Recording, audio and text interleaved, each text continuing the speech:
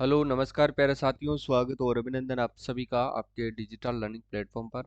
और आज अपन बात करेंगे साथियों 5 मार्च के करंट अफेयर्स के बारे में। ठीक है, इसकी पीडीएफ और क्लास अगर आप देखना चाहते हैं बिना किसी ऐड के, टेस्ट देना चाहते हैं तो आपको हमारा एप्लीकेशन है जो डाउनलोड करना पड़ेगा, जो कि कुमाऊं जीएस के नाम से प्ले स्टोर पर उपलब्ध है।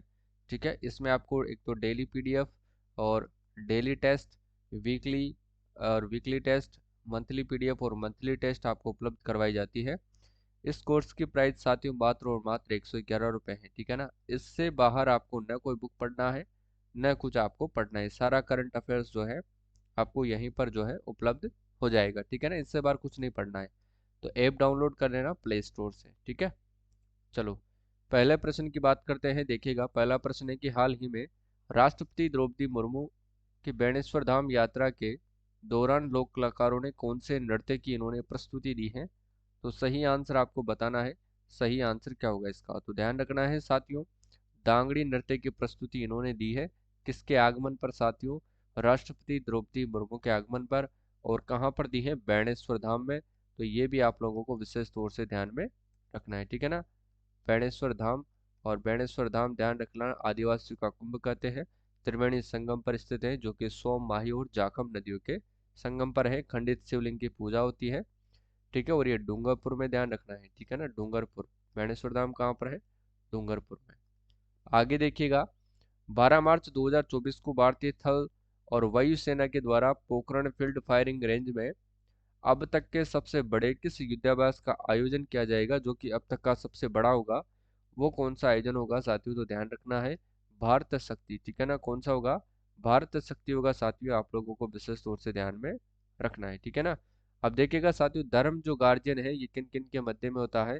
तो धर्म गार्जियन जो युद्ध है साथियों वो भारत व जापान के मध्य में होता है, तो ये आपको ध्यान रखना है। जबकि वीर गार्जियन यह भी साथियों भारत व जापान के मध्य में होता है।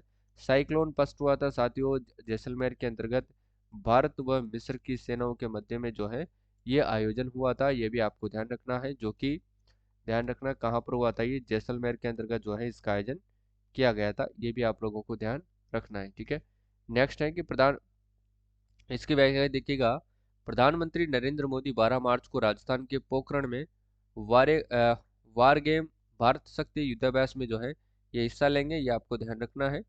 ठीक है ना, और इसमें केवल स्वदेशी तरीके से तैयार किए गए वेपन प्लेटफॉर्म और सिस्टम के जरिए हिस्सा लिया जाएगा। ठीक है, तो ध्यान रखिएगा।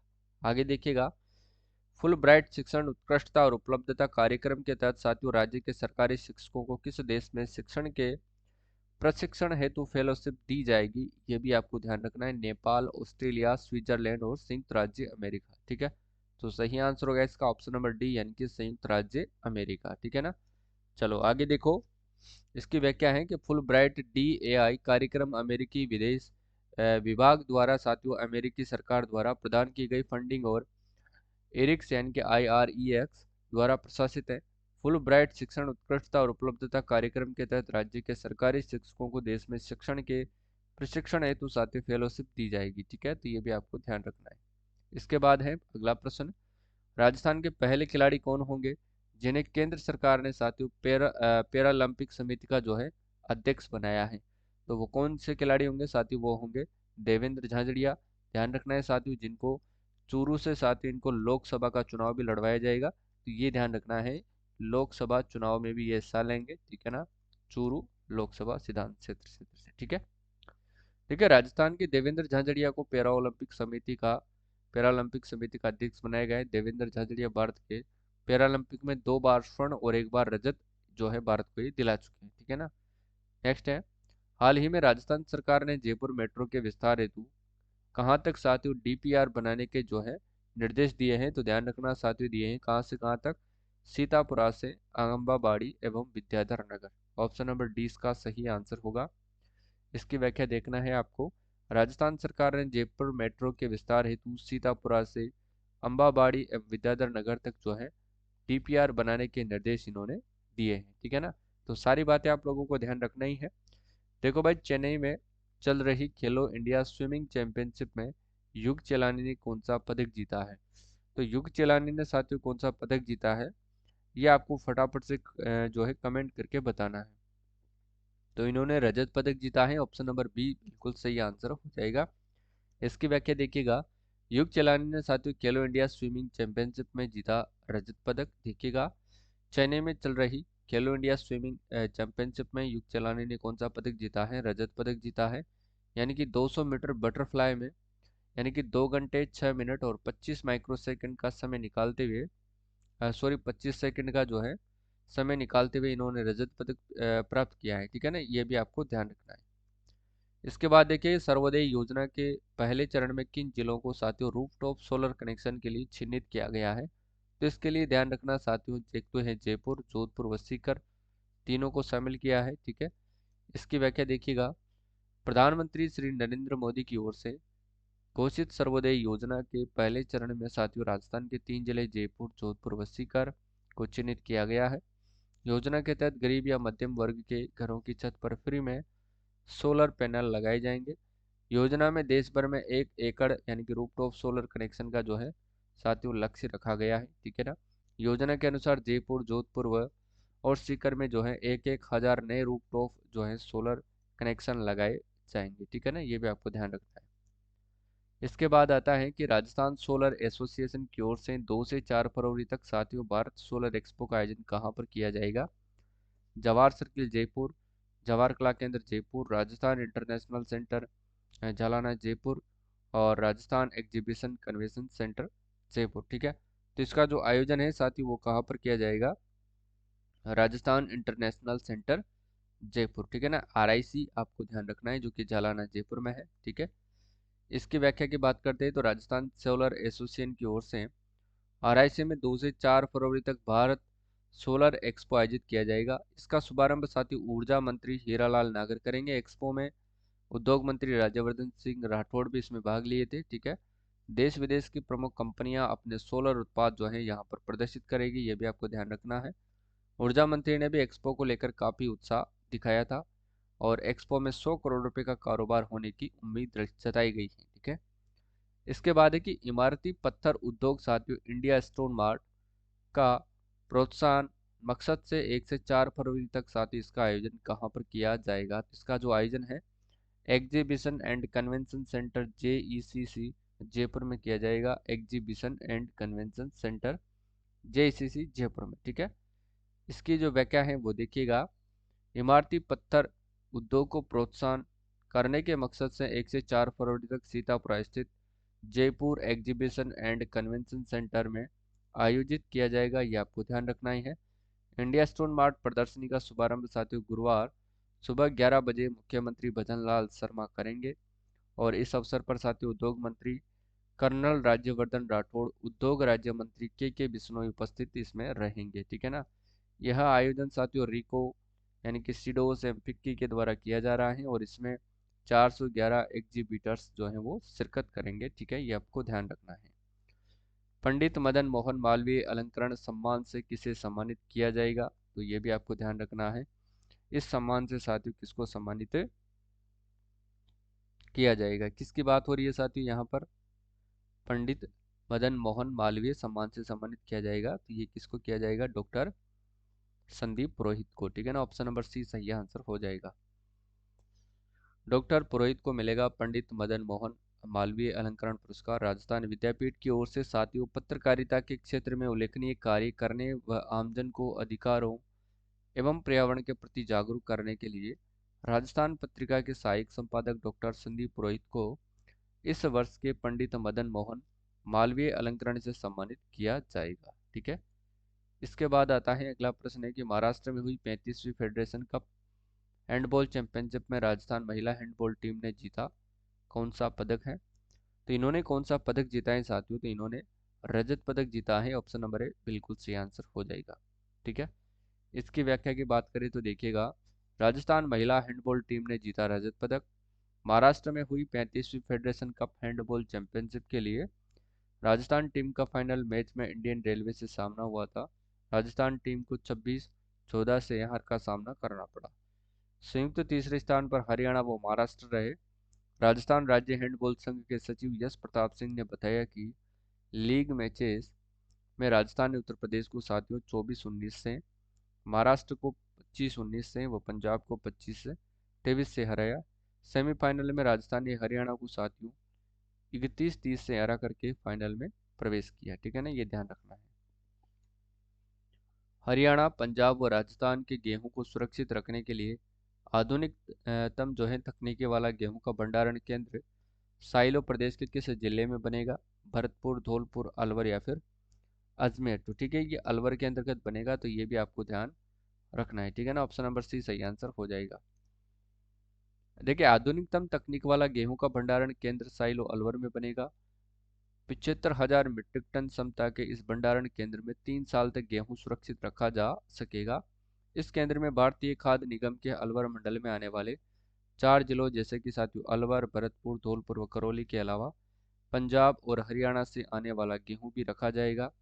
भारतीय खाद्य निगम के जो है ट्रांसपोर्ट नगर स्थित खुले भंडार केंद्र की करीब 10 एकड़ जमीन पर केंद्र बनाया जा रहा है। ठीक है, इसमें केवल FCI का गेहूं रखा जाएगा। ठीक है, ये ध्यान रखना है। मुख्यमंत्री एवं वित्त मंत्री दिया कुमारी ने साथियों प्रदेश के किन शहरों में स्मार्ट विकास कार्य करवाने के लिए स्मार्ट सिटी मिशन फेज 2.0 के तहत साथियों 553.90 करोड़ रुपए की स्वीकृति इन्होंने दे दी है। ठीक है ना, तो बताइए किन किन जिलों में जो है इन्होंने स्वीकृति दे दी है। ठीक है, तो 4 जिलों की बात हुई है इसके अंतर्गत। अब वो 4 जिले साथियों कौन कौन से हैं? देखिए, उदयपुर, जयपुर, कोटा और अजमेर। उदयपुर, जयपुर, कोटा एवं अजमेर, इन 4 शहरों की बात हुई है। इसके बाद इसकी व्याख्या है कि स्मार्ट सिटी मिशन फेज 2.0 के तहत प्रदेश के 4 शहरों में 553.90 करोड़ रुपए की लागत से स्मार्ट विकास कार्य करवाए जाएंगे। मुख्यमंत्री एवं वित्त मंत्री दिया कुमारी ने बुधवार को इसकी स्वीकृति दे दी है। उप मुख्यमंत्री ने बताया कि साथ ही स्मार्ट सिटी मिशन फेज 2.0 के तहत प्रदेश के उदयपुर, जयपुर, कोटा एवं अजमेर शहर में इस राशि के से स्मार्ट कार्य करवाए जाएंगे। स्मार्ट सिटी मिशन फेज 2.0 के तहत साथ ही उदयपुर के लिए 134 करोड़ रुपए, जयपुर के लिए 154 करोड़ रुपए, कोटा के लिए साथियों 168 करोड़ था, जबकि अजमेर के लिए 98 करोड़ रुपए रुकी राशि स्वीकृत की गई है। और इस राशि का उपयोग आधारभूत संरचनाओं के विकास में किया जाएगा। ठीक है, ये भी आपको ध्यान रखना है। नेक्स्ट है कि पूजा कुमारी ने साथियों 11वीं नेशनल रेस वॉकिंग चैंपियनशिप में कौन सा पदक इन्होंने जीता है? कांस्य पदक, रजत पदक, स्वर्ण पदक या फिर इनमें से कोई नहीं। तो बताओ भाई, इन्होंने जो है पूजा कुमारी ने कौन सा मेडल जीता है? तो इन्होंने रजत पदक जीता है, ये आपको ध्यान रखना है। ऑप्शन नंबर बी सही आंसर हो जाएगा। इसकी व्याख्या देखिएगा। पूजा कुमारी ने 11वीं नेशनल रेस वॉकिंग चैंपियनशिप में सिल्वर मेडल जीता। रेस वॉकिंग चैंपियनशिप चंडीगढ़ सुखाना लेक पर 30-31 जनवरी को संपन्न हुई है, जिसमें सीनियर कैटेगरी में पूजा को पहला मेडल मिला है। वर्तमान में पूजा पेरिस ओलंपिक 2024 में क्वालिफाई करने की तैयारी कर रही हैं। फिलहाल Puja railway athletics coach Dinesh Chaudhary के पास SMS स्टेडियम में जो है ये ट्रेनिंग कर रही है, तो ये आपको ध्यान रखना ही है। पूजा ने साथियों रेस 3 घंटा 17 मिनट और 50 सेकंड का समय में 35 किलोमीटर की दूरी जो है वो पूरी करके रजत पदक इन्होंने जीता है। ठीक है, चलो, मुंबई में खेली जा रही साथियों BCCI विमेन अंडर 23 एक दिवसीय ट्रॉफी में गुरुवार को राजस्थान ने किस टीम को जो है 119 रनों से इन्होंने हराया है? गुजरात, हरियाणा, हिमाचल प्रदेश और जम्मू एंड कश्मीर। तो इन्होंने जो है साथियों किसको हराया था? तो ये भी आपको ध्यान रखना है, जम्मू एंड कश्मीर को साथ इन्होंने 119 रनों से हराया था। देखिएगा, मुंबई में खेली जा रही BCCI विमेन अंडर 23 एक दिवसीय ट्रॉफी में गुरुवार को राजस्थान ने जम्मू एंड कश्मीर को साथियों 119 रनों से हराया। राजस्थान पहली पारी 207 रन बनाकर के ऑल आउट हो गई। टीम के लिए दिशा सैनी शायद 32, डी कवर 31, याना वर्मा 31 और पार्वती 29, मेगा 19, सिद्धि शर्मा 11, माहेश्वरी 11, सानू 11 रनों का योगदान इन्होंने दिया। जवाबी पारी खेलने पर साथियों उत्तरी जम्मू एंड कश्मीर जो टीम है वो 88 रनों पर ऑल आउट हो गई। इसके बाद है ग्रामीण विकास और पंचायती राज के स्वच्छता प्रोजेक्ट के तहत लिक्विड वेस्ट मैनेजमेंट को प्रदेश में कौन सा जिला अव्वल रहा है? तो इसमें जो है साथियों ग्रामीण विकास के अंतर्गत जो है जो जिला अव्वल रहा है वो कौन सा रहा है, ठीक है। तो इसमें जो है साथियों राजसमंद अव्वल रहा है, ऑप्शन नंबर डी इसका बिल्कुल सही आंसर हो जाएगा। ग्रामीण विकास और पंचायत राज के स्वच्छता प्रोजेक्ट के तहत लिक्विड वेस्ट मैनेजमेंट को प्रदेश के यानी कि 42,851 में से 32,200 गांव ही लागू कर पाए। प्रदेश में राजसमंद अव्वल है, ठीक है ना।